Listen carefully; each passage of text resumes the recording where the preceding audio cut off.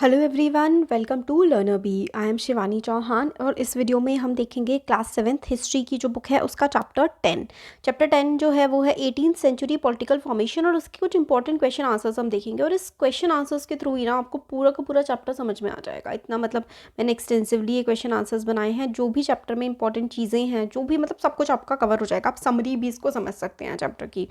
तो देखते हैं question number 1। In which year Aurangzeb died? Aurangzeb कौन था? Aurangzeb was a Mughal ampere, या फिर आप कह सकते हैं लास्ट पावरफुल। लास्ट तो कौन था? लास्ट आप तो जो था ना वो आप लोग 8th क्लास में पढ़ेंगे। 8th क्लास का जो आपका 5th चैप्टर है 1855 रिवॉल्यूशन रिवोल्ट एंड आफ्टर, तो उसका जो है अगर आपको पता है तो कमेंट बॉक्स में ज़रूर बताइएगा मुझे, ठीक है। तो इन विच ईयर औरंगजेब डाइड, तो औरंगजेब की डेथ जो है वो हुई थी 1707 में। तो 1707 में औरंगजेब की मृत्यु हो गई थी। और इसके बाद हमारे देश में कौन सा एम्पायर बहुत आगे बढ़ा था? मराठा एम्पायर। तो अब देखते हैं third battle of Panipat was fought कब? थर्ड बैटल ऑफ पानीपत यानी कि पानीपत की तीसरी लड़ाई वो कब हुई थी? 1761 में। किस किस के बीच हुई थी? मराठास के बीच में और किसके बीच में? अहमद शाह अब्दाली, ठीक है। अब्दाली और 1761 में मराठास और अब्दाली के बीच में हुई थी थर्ड बैटल ऑफ पानीपत। और इस पर एक मूवी भी बनी हुई है। अगर आपको पता है मूवी का नाम तो देख लेना, वैसे ठीक ठाक ही है बस। नेक्स्ट क्वेश्चन है what was the role of governors? Governors क्या होते थे? गवर्नर्स को हम हिंदी में बोला करते थे सूबेदार। मुगल एडमिनिस्ट्रेशन में गवर्नर्स का क्या रोल हुआ करता था? तो देखो इसका आंसर है सूबेदार often controlled offices of revenue and military. तो अगर आपको ये याद करना है ना तो आप याद कर लीजिए सूबेदार रेवेन्यू मिलिट्री, सूबेदार रेवेन्यू मिलिट्री। तो सूबेदार का क्या काम होता था? रेवेन्यू और मिलिट्री को देखना, यानी कि दीवानी और फौजदारी को देखना। और इससे उनको काफ़ी एक्स्ट्रा ऑर्डिनरी पावर्स मिल जाती थी।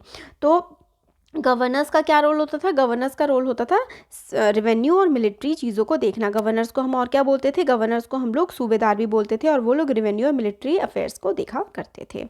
नादिर शाह कौन था? नादिर शाह देखो ईरान का तो रूलर था, मगर इंडिया के लोगों के लिए वो बहुत ही बुरा था।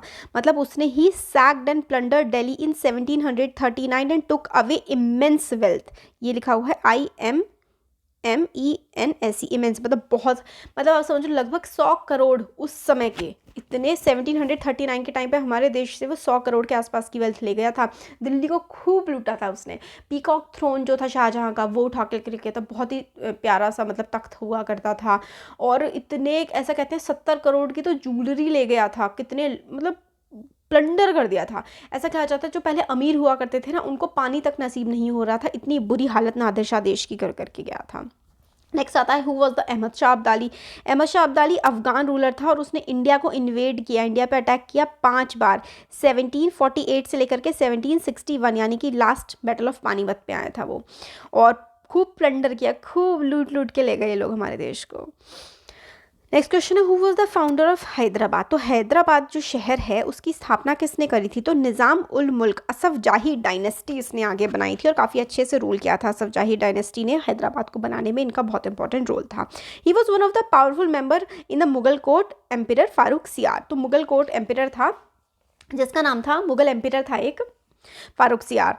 देखो अकबर और औरंगजेब के बाद तो कोई भी महान राजा आया ही नहीं। महान का मतलब है कोई भी ऐसा रूलर नहीं आया जो लोगों को कंट्रोल कर पाए मुगल्स में। उसमें से एक था ये फारूक सियार, और फारूक सियार ने बहुत सारे गवर्नर अपॉइंट करे थे और एक गवर्नर था ये आसफ जाह। तो आसफ जाह ने किसका पे रूल किया था? हैदराबाद पर।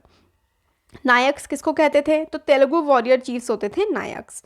Who founded Awadh? अवध की स्थापना किसने करी थी? तो बुरहानुल मुल्क सादत खान। आप इतना भी याद रख लेंगे ना कि सादत खान ने जो है अवध की स्थापना करी थी।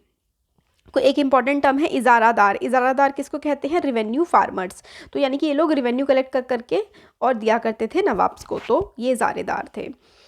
नेक्स्ट क्वेश्चन है who was appointed as the naib? नाइब किसको अपॉइंट किया जाता था बंगाल में, या फिर किया गया था? मुर्शीद कुली खान को एज अ नाइब, नाइब की तरह वो किया गया था बंगाल में अपॉइंट। नाइब किसको अपॉइंट किया था मुगल एम्पियर ने बंगाल में? मुर्शीद कुली खान को। जयपुर की स्थापना किसने करी थी? तो सवई राजा जय सिंह। ये बहुत इंपॉर्टेंट है, इन्हीं के नाम पर सवई राजा जय सिंह, जय सिंह के नाम पर ही जयपुर है। He was the ruler of Amber, Amber के रूलर थे, कहाँ के, राजस्थान में पड़ता है अम्बेर, अम्बेर के रूलर थे और इन्होंने 5 एस्ट्रोनॉमिकल ऑब्जर्वेशन बनवाई थी, दिल्ली, जयपुर, उज्जैन, मथुरा और वाराणसी। कहाँ कहाँ, बहुत इंपॉर्टेंट है एस्ट्रोनॉमिकल ऑब्जर्वेशन, जिनको हम लोग जंतर मंतर के नाम से भी जानते हैं। जयपुर में भी जंतर मंतर है, दिल्ली में भी है, उज्जैन, मथुरा और वाराणसी में। तो जंतर मंतर काफ़ी साइंटिफिक होता था और उसमें हमें सूरज की रोशनी की हेल्प से टाइम का भी, हम सोलर एक्लिप्स, लूनर एक्लिप्स यानी कि चंद्र ग्रहण और दिन में क्या समय हो रहा है उसका पता लगाया जा सकता था। तो सवाई राजा जयसिंह जो थे वो अम्बेर के रूलर थे और उन्होंने 5 एस्ट्रोनॉमिकल ऑब्जर्वेटरीज बनवाई थी। अब आता है खालसा कब स्टार्ट हुआ था। खालसा किस में होता है, सिखों में होता है खालसा पंथ, सिख्स में। और ये खालसा पंथ की स्थापना कब हुई थी, 1699 में। तो Khalsa rose in revolt against Mughal authority under Banda Bahadur, he was executed in 1716। तो बंदा बहादुर को मरवा दिया गया था मुगल्स के द्वारा, क्योंकि मुगल्स काफ़ी ज़्यादा मतलब बार बार अटैक्स करते रहते थे सिख्स वाले रीजन पे, तो काफ़ी सिख में और मुगलों में काफ़ी लड़ाइयाँ होती रहती थी और बंदा बहादुर को मतलब मार दिया गया था 1716 में। अब ये कुछ है कि व्हाट वॉज, कि ये व्हाट इज़, ये चीज़ें क्या हैं। मिसल किसे कहते हैं, तो बैंड्स या फिर ग्रुप्स को, ग्रुप ऑफ सिख्स को मिसल कहा जाता था। और दल खालसा क्या होता था, ग्रैंड आर्मी, बड़ी काफ़ी आर्मी को हम दल खालसा मतलब सिख दल खालसा कहते थे। गुरमताज, तो रिजोल्यूशंस ऑफ द गुरु, तो गुरुज ने क्या क्या, सिख गुरुओं ने क्या क्या बताया हुआ है, वो है गुरमथा। इंपॉर्टेंट है, याद रखना। नेक्स्ट आता है what is the capital of Marathas, Maratha की कैपिटल कौन सी थी, पूना। और कहाँ रहते थे, शनिवार वाड़ा, मूवी देखी है शनिवार वाड़ा, तो पूना में मराठास की कैपिटल हुआ करती थी। हुवर ये कौन थे, देशमुख कौन हुआ करते थे, पावरफुल वॉरियर फैमिलीज, देशमुख है ना, काफ़ी एक्टर वगैरह भी हैं, कोई एक्टर भी है और फिर पहले देशमुख जो है चीफ मिनिस्टर भी रहे थे महाराष्ट्र में। तो देशमुख एक कास्ट टाइप होती है, कास्टिक होती है, वो पावरफुल वॉरियर फैमिलीज होती थी, मतलब लड़ाई करने वाले सैनिक को की फैमिली हुआ करती थी देशमुख्स।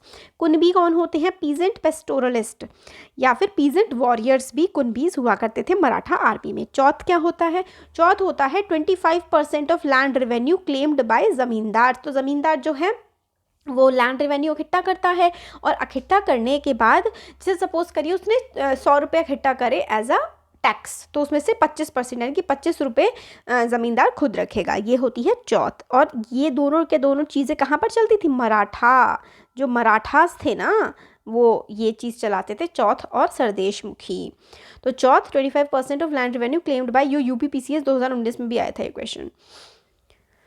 चौथ 25% of land revenue claimed by zamindars. और सरदेशमुखी क्या होता था, 9 to 10% of land revenue paid to head revenue collector in Deccan. तो डेक्कन यानी कि जैसे कि ये साउथ इंडिया है, इसका इतना वाला पार्ट।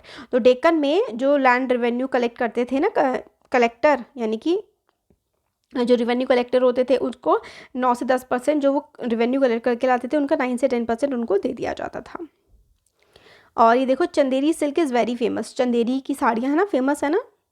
तो हु वॉज सूरजमल, सूरजमल कौन थे, Surajmal was a Jat ruler, under him kingdom of Bharatpur emerged as a strong state.